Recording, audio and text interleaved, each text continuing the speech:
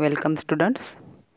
Last लेक्चरमध्ये आपण pre fertilization events यामध्ये male gamete formation that is microsporogenesis and development of male gametophyte हा point पाहिला. तर या लेक्चरमध्ये आपण आज फिमेल गॅमेटोफाइट फॉर्मेशन किंवा तो कुठे तयार होतो हे स्ट्रक्चर पाहणार आहोत. First, female reproductive part. Gynoecium or pistil is female reproductive part of flower. जसं मेल रिप्रोडक्टिव्ह पार्ट हा एंड्रोशियम आहे तसं फीमेल रिप्रोडक्टिव्ह पार्ट हा गायनोशियम आहे.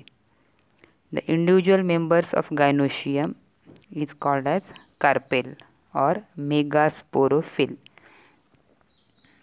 आपण मेल स्ट्रक्चरमध्ये त्याला स्टेमन म्हणतो तसं फिमेल स्ट्रक्चरमध्ये त्याला कार्पेल्स मेगास्पोरोफिल्स असं म्हणतात.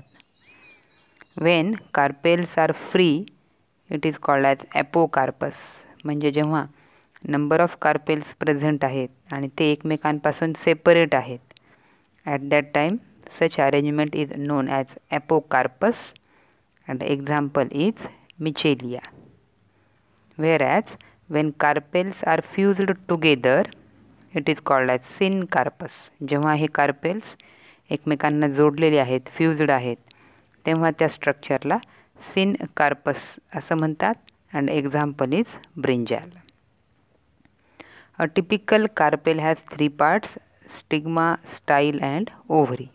या कार्पेलचे 3 भाग पाडले जातात. स्टिग्मा जो टॉप पार्ट आहे ज्याच्यावर पोलन ग्रेन्स डिपॉझिट होतात, स्टाईल हा ट्युब्युलर भाग, आणि basal swollen fertile part is ovary that is the parts of carpel. The number of ovules in the ovary varies.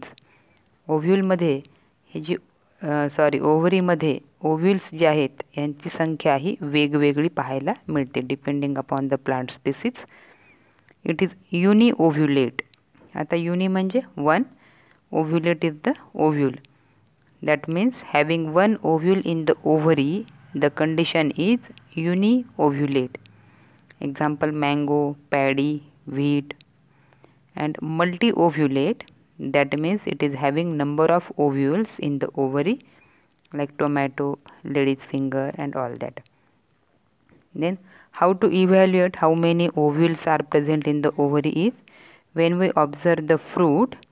So in that fruit how many seeds are present, that will give us idea about the number of ovule. Like in mango only 1 seed is there in the fruit, so only 1 ovule is present because ovule is converted into seed after fertilization. And in tomato number of seeds are there, that means number of ovules are present in a ovary. Angiospermic ovule is anatropous ovule because the micropyle end is facing downward. In the structure there is a end that is known as micropylar end and that is facing downward. So angiospermic anther is described as anatropous ovule. Whereas in gymnospermic plant the micropylar end is facing upward and that is orthotropous ovule. It is also called as integumented megasporangium because megasporangium is covered by integuments. That megasporangium is the nucellus and that is covered by integuments. So this structure is also called as integumented megasporangium. Then structure of anatropous ovule. Each ovule develops inside the ovary and that is attached to the placenta by a small stalk that is known as funiculus. That ovule, we know that ovules are developed inside the ovaries and in the ovaries they are attached to the placenta, that is the fertile portion of ovary, by a small stalk and that stalk is known as funiculus. म्हणजे stalk म्हणजे देठ आणि placenta हा ओव्हरीमध्ये असणारा fertile असा भाग आहे. हा जो ओव्ह्यूल आहे हा ओव्हरीमध्ये प्लॅसेंटाला एका छोट्या देठाद्वारे जोडलेला असतो ज्याला फ्युनिक्युलस असं म्हणतात. Then is hilum. Hilum is the place where funiculus is attached to main body of ovule that is known as hilum. Hilum हा भाग म्हणजे कोणता? फ्युनिक्युलस हा ओव्ह्यूलच्या मेन बॉडीला ज्या ठिकाणी टच असतो, अटॅच असतो, त्या स्ट्रक्चरला म्हणतात hilum. In angiosperms common type of ovule is anatropous ovule. जसं अँजिओस्पर्मिक अँथर जो आहे हा डायथिकस अँथर आहे, टेट्रालॉक्युलर अँथर आहे, तसं ओव्ह्यूल आहे that is anatropous ovule. That is the characteristic feature of अँजिओस्पर्म्स.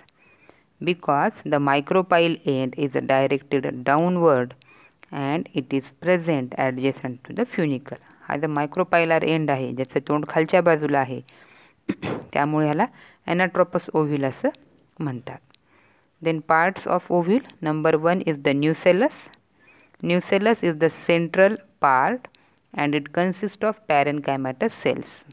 We know that parenchymatous cells are living cells and these cells are acting as megasporangium. जसं pollen सॅकमध्ये, अँथरच्या पोलन सॅकमध्ये microsporangious tissue होते तसे न्यूसेलसमध्ये मेगास्पोरेंजियस टिश्यू हे present असतात. Then is integument. This nucellus is covered by two protective covers and they are known as integuments, that is outer and inner integuments. ह्याला दोन कव्हर आहेत आणि त्या कव्हरद्वारे न्यूसेलसच्या ज्या आतल्या सेल्स आहेत they get protection. Then micropyle. A narrow opening is present at the apex of ovule that is known as micropyle. Micropyle म्हणजे ज्या ओव्ह्यूलच्या एकदम अपेक्सला टोकाला असणारे जे ओपनिंग आहे that opening is known as micropyle. Then is the chalaza. Chalaza is the base of ovule is known as chalaza and that is exactly opposite to the micropylar end.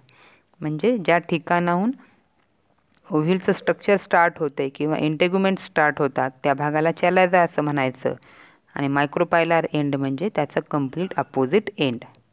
Then is the embryo sac. In mature ovule there is a female gametophyte. Embryo sac म्हणजेच काय आहे? Female gametophyte आहे. It is ovule, oval in shape. It is multicellular structure present in the nucellus. हे multicellular structure आहे. Here is the figure. बघा ovule दोन भाग, एक आहे फ्युनिक्युलस म्हणजे स्टाल्क आणि एक आहे body of the ovule.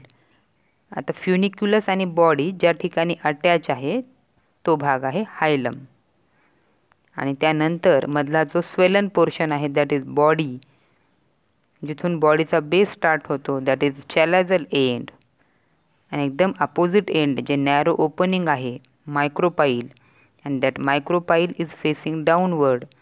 So this ovule is known as anatropous ovule. The central part is the nucellus where parenchymatous number of cells are present.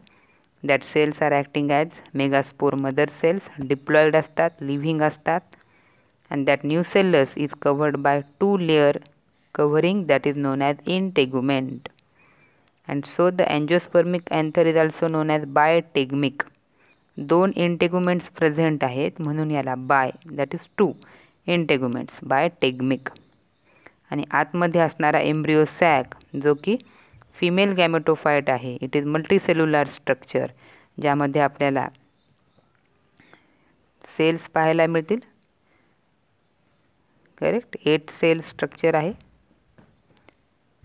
3 अँटीपोडल cells आहेत आणि 3 एग ॲपेरेटसच्या सेल्स आहेत आणि मधले जो आहे दॅट इज डेफिनाइट न्यूक्लियस. या पद्धतीने developed female गॅमेटोफाइट हा आपल्याला मॅच्युअर ओव्ह्यूलमध्ये पाहायला मिळतो.